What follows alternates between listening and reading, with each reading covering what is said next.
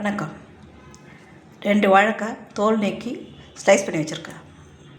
தேங்காய் எண்ணெய் 1/2 லிட்டர் சேர்த்துருக்கேன். எண்ணெய் சூடானதும் ஸ்லைஸ் பண்ண வாழைக்காய்,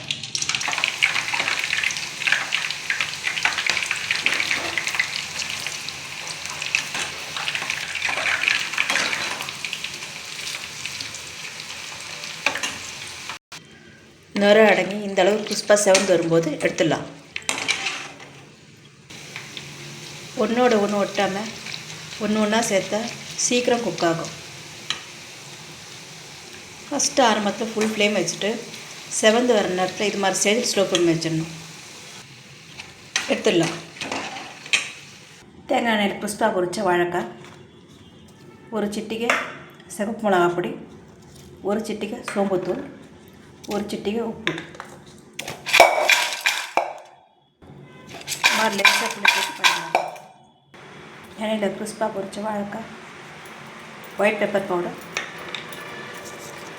சால்ட்,